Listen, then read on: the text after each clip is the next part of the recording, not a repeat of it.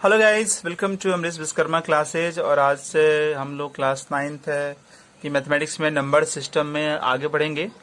तो आज की वीडियो में हम लोग सीखेंगे इरेशनल नंबर को प्रूव करना। ठीक है, इरेशनल नंबर को प्रूव करना, इरेशनल नंबर क्या होती है ये डिस्कस कर दी गई है। तो आज इरेशनल नंबर को प्रूव करने के लिए हम लोग जानेंगे। तो पहला क्वेश्चन लेते हैं हम लोग, prove that √2 is not a rational number. या इसी क्वेश्चन को ऐसे भी कर सकता है, prove that √2 is irrational number. बात वही है, रेशनल नंबर नहीं है मतलब इरेशनल नंबर है, ये प्रूव करना है। तो इसके प्रूव करने का एक तो तरीका ये है भाई कि आप जिस √2 है, √2 का आप स्क्वायर रूट निकालिए। आप 8th क्लास में पढ़े होंगे लॉन्ग डिवीजन से। तो अगर हम √2 का स्क्वायर रूट निकालते हैं, √2 का स्क्वायर रूट निकालते हैं लॉन्ग डिवीजन से, तो 2 पॉइंट और 0 0 का पेयर बना लीजिए। कुछ आप इस तरह से स्क्वायर रूट निकालने जानते ही हैं। तो अगर हम √2 का स्क्वायर रूट निकालते हैं तो जो हमारा रिजल्ट आता है 1.4142। और अभी भी हमारे पास ये रिमाइंडर बच ही रहा है, मतलब ये प्रोसेस आगे की तरफ बढ़ेगी। तो मैंने इसको यहाँ पर डॉट डॉट से डिनोट कर दिया। इसका मतलब ये हुआ कि आप 1.4142 अब ये आगे की तरफ भी एक्सटेंड करेगा, बढ़ेगा। तो इसका मतलब √2 की जो वैल्यू आ गई 1.4142 और आगे की तरफ बढ़ेगा तो 135 ऐसे आ जाएगा। ठीक है, अब इस रेशियो को, इस डेसिमल एक्सपेंशन को आप गौर से देखिए। पहली बात कि ये डिवीजन प्रोसेस आगे की तरफ बढ़ रही है। ठीक है ना, ये डिवीजन प्रोसेस जो है आगे की तरफ बढ़ रही है। ठीक है ना, तो आपको पता है कि जब डिवीजन की प्रोसेस एंड नहीं होती है तो उसको कहते हैं नॉन टर्मिनेटिंग। क्या बोलते हैं उसको? उसको बोलते हैं नॉन टर्मिनेटिंग कहते हैं उसको। तो ये नॉन टर्मिनेटिंग है भाई, ये नॉन टर्मिनेटिंग है। ठीक है ना। अब दूसरी बात यह है कि ये आप इसमें देखिए कोई डिजिट रिपीट भी नहीं हो रहा है, तो इसलिए नॉन रिपीटिंग भी है। और इरेशनल नंबर जब आपको टॉपिक पढ़ा रहे थे तो वहां आपको बताया गया था कि जिसका डेसिमल एक्सपेंशन नॉन टर्मिनेटिंग हो और नॉन रिपीटिंग हो, वो क्या होता है, वो कौन सी संख्या होती है? वो इरेशनल नंबर होती है। तो बाय डेफिनेशन हम कह सकते हैं कि नॉन टर्मिनेटिंग और नॉन रिपीटिंग डेसिमल एक्सपेंशन कौन सी नंबर होती है? इरेशनल नंबर होती है। तो इस तरह से ये जो क्वेश्चन था हमारा, prove that √2 is irrational number, तो इस तरह से प्रूव होता है लॉन्ग डिवीजन मेथड से। आप डिवाइड करके आप उसका स्क्वायर रूट निकाल लो, स्क्वायर रूट को ऑब्जर्व करो, ऑब्जर्व करने के बाद रिजल्ट को देखो, नॉन टर्मिनेटिंग नॉन रिपीटिंग अगर आएगा तो इसका मतलब वो इरेशनल नंबर होगा। तो ये भी एक इसका प्रोसेस है, ऐसे भी कर सकते हैं। बट इसी क्वेश्चन को आप दूसरे तरह से बना सकते हैं, एक दूसरे मेथड से भी बना सकते हैं, जिस मेथड को कहते हैं कॉन्ट्राडिक्शन मेथड, या किसी को कह सकते हैं कॉन्ट्राडिक्टरी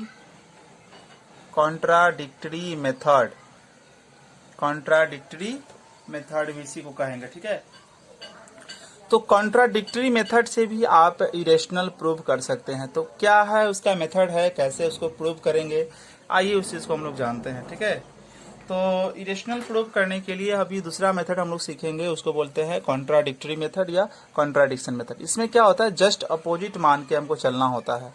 इसमें हमें जस्ट अपोजिट मान के चलना होता है। मान लिया जाए कि क्वेश्चन हमें क्या कह रहा था, क्वेश्चन जो हमें कह रहा था वो कह रहा था कि प्रूव करो कि रेशनल नहीं है, प्रूव करो कि रेशनल नहीं है, ये रेशनल नहीं है।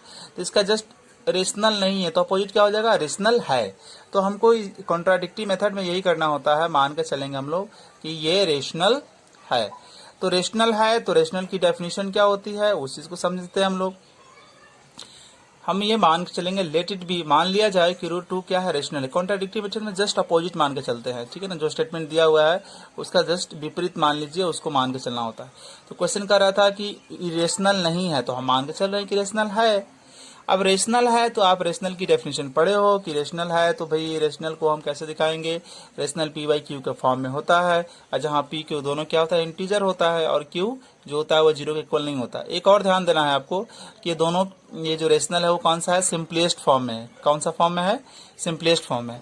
और सिंपलेस्ट फॉर्म कहने का मतलब क्या कि p और q क्या होगा, को प्राइम होगा। को प्राइम क्यों, इसका मतलब क्या हुआ, इसका मतलब यह हुआ कि p और q आर को प्राइम। इसका मतलब यह हुआ कि p और q में एक कॉमन है। तो जब P और Q में एक कॉमन है तो ये सिंपल फॉर्म में है। तो ये कुछ कंडीशन है जो आपको लिखकर चलना पड़ेगा यहाँ पर। पहले तो मान लिया कि रेशनल है, तो रेशनल है तो P बाई Q के रूप में आएगा भाई, और P और Q रेशनल का जो कंडीशन है वो ये, और ये सिंपल फॉर्म में होना चाहिए, इसका मतलब कोप्राइम होना चाहिए, इसका मतलब 1 कॉमन होना चाहिए। इसको ऐसे कर दिया। इसके बाद देखिए स्टूडेंट, इसके बाद हम लोग क्या करेंगे कि स्क्वायरिंग बोथ साइड करेंगे। इधर भी स्क्वायर कर देंगे, इधर भी स्क्वायर करेंगे। तो इधर स्क्वायर करेंगे तो पहले से रूट था, ये पहले से रूट था, तो स्क्वायर करोगे तो स्क्वायर से रूट कैंसिल हो जाता है, ओनली 2 मिलेगा। इधर स्क्वायर करोगे आप तो P का स्क्वायर होगा और उसके बाद Q का स्क्वायर होगा। फिर यहाँ 1 ले लो और क्रॉस कर दो, तो ये हो जाएगा P स्क्वायर, ये हो जाएगा 2Q स्क्वायर। इस तरह से आ जाएगा इक्वेशन 1, इसको मान लो। अभी आगे बढ़ते हैं हम लोग इसमें स्टूडेंट, और आगे जानने की कोशिश करते हैं। तो अब आप इस इक्वेशन को गौर से देखिए। इस इक्वेशन को आप गौर से देखेंगे तो आपको पता है कि यहाँ 2 × में है।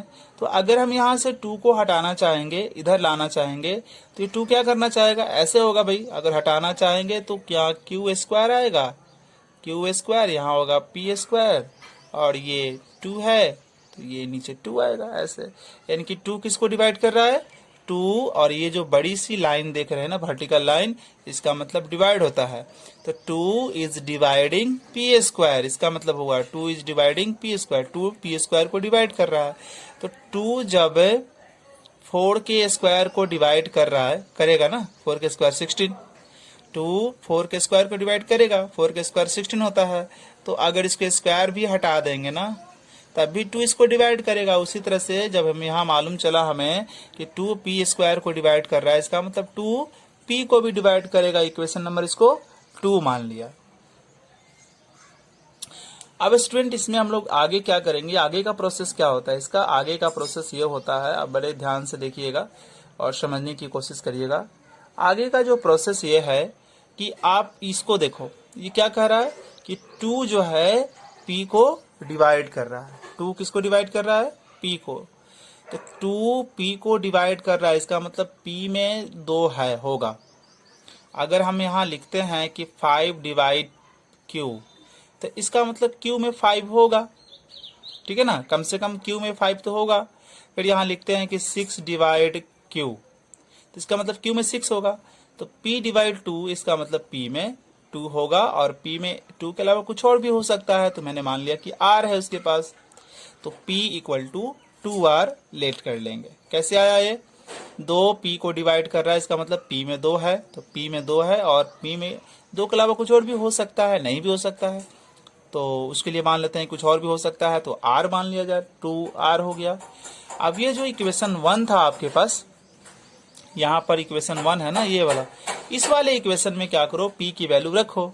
तो मैं इस इक्वेशन को यहाँ लिख दिया, यहाँ पर 2Q स्क्वायर का 2Q स्क्वायर हो गया, फिर इक्वल का इक्वल हो गया, P की जगह क्या आएगा, 2R के स्क्वायर आ जाएगा। तो 2Q स्क्वायर इक्वल टू, इसको तोड़ोगे तो 4R स्क्वायर, फिर 2 कैंसिल हो जाएगा, 2 आ जाएगा। तो Q square equal to 2R square यहाँ पर आ गया। अब यहाँ देखो 2 × में है, 2 को यहाँ से हटाओगे तो किसको डिवाइड करेगा, इसको डिवाइड करेगा, डेफिनेटली ऐसे हो जाएगा, ऐसे हो जाएगा। तो 2 किसको डिवाइड कर रहा है, 2 डिवाइड कर रहा है Q स्क्वायर को। जब 2 Q स्क्वायर को डिवाइड कर रहा है तो 2Q को भी डिवाइड करेगा, लाइक इसकी तरह 2 4 के स्क्वायर को डिवाइड कर रहा है तो 2 4 को डिवाइड करेगा, तो 2Q को भी डिवाइड करेगा। तो अभी आप देखो स्टूडेंट, फर्स्ट इक्वेशन क्या कर रहा है कि 2 P को भी डिवाइड कर रहा है, 2 Q को डिवाइड कर रहा है, मतलब 2 P को डिवाइड कर रहा है, इसका मतलब P में भी 2 है, और 2 Q को डिवाइड किया, इसका मतलब Q में भी 2 है, यानी कि P और Q में कितना शामिल है, 2 शामिल है। तो स्टूडेंट यहाँ हम लिखेंगे इक्वेशन 1 और इक्वेशन 2 को हम जब ऑब्जर्व करते हैं तो क्या देखते हैं कि P और Q में भाई दोनों में कम से कम 2 है कॉमन फैक्टर, और हम लोग क्या मान के चले थे कि P और Q क्या है, को प्राइम है, एक कॉमन है दोनों में, और आया 2। इसका मतलब कि हम जो मान के चले थे कि √2 रेशनल है वो गलत हो गया भाई, क्योंकि हम मान के चले थे कि P और Q में एक कॉमन है, आया 2, तो इसका मतलब हम जो माने वो गलत हो गया। इसका मतलब हम जो मान रहे थे वो गलत हो गया, इसका मतलब वो रेशनल नहीं है, वो इरेशनल। ये कुछ इस तरह से मेथड होता है प्रूव करने का, ठीक है। इसके बाद गाइज हम दूसरे टाइप के क्वेश्चन लेंगे इरेशनल ही प्रूव करने के लिए। डिफरेंट क्वेश्चन लेकर हम समझने की कोशिश करेंगे कि किस टाइप के प्रॉब्लम को आप कैसे प्रूव करोगे, ठीक है। तो अभी जो हमारे पास क्वेश्चन है स्टूडेंट, वो क्वेश्चन ये है, अभी जो क्वेश्चन है वो क्वेश्चन ये है कि प्रूव दैट 7√5, यहाँ इंटू है बाबू, prove that 7√5 is not a rational number. Rational number नहीं मीन्स इरेशनल प्रूव करना है, इरेशनल नंबर प्रूव करना है। तो वही काम करेंगे। लेट इट बी पॉसिबल, मान लिया जाए कि ये कॉन्ट्राडिक्टरी मेथड से बनाना है तो अपोजिट मान कर चला जाएगा कि ये रेशनल है तो पी ए बाई बी या पी बाई क्यू भी आप लिख सकते थे यहाँ पर के रूप में लिख सकते हैं। और ए बी दोनों क्या होता है, इंटीजर होता है, और बी 0 के इक्वल नहीं होना चाहिए, और ए बी में क्या होना चाहिए, को प्राइम होना चाहिए, मतलब दोनों में एक कॉमन। तो ये क्वेश्चन जो पहले क्वेश्चन से कुछ डिफरेंट है, उसमें केवल ये सा था √3 है, √5 है, ऐसा रहेगा। यहाँ कुछ साथ में आ गया तो ये इजी हो गया, पहले से इजी हो गया। यहाँ क्या करना होता है कि रूट वाले टर्म को आप रखो इस तरफ लेफ्ट हैंड साइड, और जो बिना रूट वाला है, नॉन रूट टर्म जो है, नॉन रूट टर्म बिना रूट वाला टर्म है, उसको आप लेके जाओ राइट हैंड साइड। तो यहाँ देखो ये इनटू में है 7, हटेगा तो डिवाइड में जाएगा, तो a/7 b होगा। अब देखो ऊपर क्या माने हो, ये क्या मान के चले हो कि दोनों इंटीजर है। तो मैंने यहाँ लिखा कि a b इंटीजर है, तो ये इंटीजर है और ये भी इंटीजर था, और इसमें 7 से इंटू कर दिए, यानी कि ये भी तो इंटीजर ही है। तो ये इंटीजर इंटू इंटीजर, इंटीजर, और ऊपर भी इंटीजर, तो इंटीजर अपॉन इंटीजर जो हो गया रेशनल हो जाएगा, इसका मतलब ये रेशनल हो जाएगा। और ये क्या है, इरेशनल है। इरेशनल क्यों है ये, क्योंकि रूट के अंदर क्या है, ये इसको बोलेंगे नॉन परफेक्ट स्क्वायर नंबर। तो अगर रूट के अंदर नॉन परफेक्ट स्क्वायर नंबर है तो इरेशनल होगा। अब इसी के अंदर 4 होता तो परफेक्ट स्क्वायर नंबर है, इसका 2 आएगा, तो ये रेशनल हो जाएगा आपका, ये रेशनल होगा, ये रेशनल नंबर हो जाएगा आपका। तो ये रूट के अंदर नॉन परफेक्ट स्क्वायर नंबर है तो ये इरेशनल हो जाएगा। अब देखो ये रेशनल, ये इरेशनल, तो ये इरेशनल, तो मैंने इसके लिए लिख दिया इरेशनल, ये इरेशनल हो गया और ये रेशनल हो गया, और बीच में इक्वालिटी का साइन। अब यहाँ इक्वेशन को हम सब जब समझ रहे हैं तो उसके अनुसार हम कुछ ऐसे लिखेंगे कि ये है हमारा इरेशनल और ये है हमारा रेशनल। अब इरेशनल रेशनल के इक्वल कैसे हो जाएगा, दो अलग अलग नंबर है, दोनों की प्रॉपर्टीज विशेषता अलग अलग होगी, दोनों की खासियत अलग अलग होगी। अब दो अलग अलग डिफरेंट थिंग आपस में इक्वल नहीं हो सकते हैं, इसका मतलब ये पॉसिबल नहीं है, ऐसे लिखेंगे आप। हम लोग लिखेंगे कि ये ऐसा पॉसिबल नहीं है, हमारा जो मानना है वो गलत है, इसका मतलब कि 7√5 is irrational number, not a rational number. तो स्टूडेंट इसको ऐसे भी बना सकते हैं, बट इसी क्वेश्चन को एक दूसरे तरीके से बना सकते हैं। अगर ये क्वेश्चन 5 नंबर या 3 नंबर में आता है तो आप ऐसे बनाएंगे। अगर ये क्वेश्चन 1 नंबर में आता है या 2 नंबर में आता है तो आप इसको दूसरी तरह से ऐसे भी बना सकते हैं कि 7 रेशनल नंबर है और √5 इरेशनल नंबर है। ठीक है, 7 रेशनल नंबर है क्योंकि इसको p/q के रूप में लिख सकते हैं। ये रेशनल इसलिए क्योंकि रूट के अंदर नॉन परफेक्ट स्क्वायर नंबर है, तो ये रेशनल है, इरेशनल है। और 7√5 का मतलब हो गया 7√5 का मतलब हो गया 7 इंटू √5। अब भाई ये रेशनल ये इरेशनल, अब इसमें इंटू आपको बताए हैं कि रेशनल और इरेशनल, आप पिछले वाली वीडियो को देखिए, रेशनल और इरेशनल को इंटू करते हैं तो रिजल्ट हमेशा क्या आएगा, इरेशनल।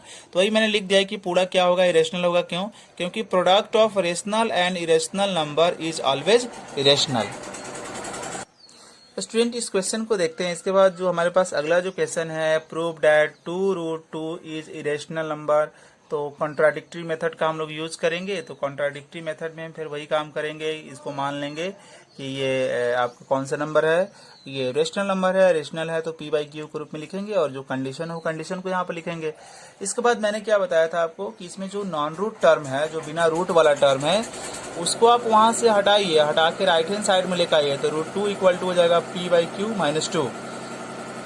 अब इसको सिंप्लीफाई कीजिए, तो बाई 1 ले लीजिए इसको, q और 1 का एलसीएम q हो गया, तो q को डिवाइड करेगा 1 टाइम, तो इसमें 1 से इंटू, और ये इसको डिवाइड करेगा q टाइम, तो इसमें q से इंटू, तो ये आ गया और ये ऐसे आ गया। अब देखो ऊपर क्या माने को p और q क्या इंटीजर है, तो जब p और q इंटीजर है तो ये टोटल भी इंटीजर होगा, ये टोटल भी इंटीजर होगा, तो इंटीजर अपॉन इंटीजर गिव्स है रेशनल नंबर। और ये क्या हो गया आपका इरेशनल नंबर, क्यों, क्योंकि रूट के अंदर नॉन परफेक्ट स्क्वायर नंबर है। तो बात वही लिखेंगे कि रेशनल ये हो गया, फिर इक्वालिटी का साइन, ये रेशनल हो गया। अब इरेशनल रेशनल के इक्वल नहीं होगा क्योंकि दो अलग अलग डिस्टिंक्ट नंबर है, अलग अलग नंबर हैं, तो ये आपस में कभी भी इक्वल नहीं हो सकते हैं। तो फिर हमारा मानना गलत है, आवर सपोजिशन इज रॉन्ग, ऐसा कुछ लिखेंगे और उसके बाद सीधे कर देंगे कि जो गिवन नंबर था 2√2 इज इरेशनल नंबर। अब इसी क्वेश्चन को गाइज आप दूसरी तरह से बना सकते हैं। अगर कम मार्क्स का रहेगा तो आप ऐसे भी बना सकते हैं उसको, जैसे कि 2 क्या है, रेशनल नंबर है क्योंकि p/q के रूप में लिख सकते हैं आप। √2 इरेशनल नंबर है क्योंकि ये रूट के अंदर नॉन परफेक्ट स्क्वायर नंबर है। अब यहाँ देखो ये रेशनल ये इरेशनल आप इसको ऐड कर रहे हो, तो आपको पिछली वीडियो में बताया गया है कि रेशनल और इरेशनल का सम क्या होता है, ऑलवेज इरेशनल होता है। तो इसलिए हम लिखेंगे कि ये पूरा जो नंबर होगी वो इरेशनल होगी, because we know that the sum of rational and irrational number is always irrational. So guys आज की वीडियो में इतना ही हम लोग जानेंगे। अगली वीडियोस में हम और कुछ क्वेश्चन लेकर आएंगे, उसके बाद हम लोग इरेशनल नंबर को नंबर लाइन पर कैसे डिनोट करेंगे उस चीज़ को सीखेंगे। So thank you for watching and don't forget to share it and like it and subscribe it.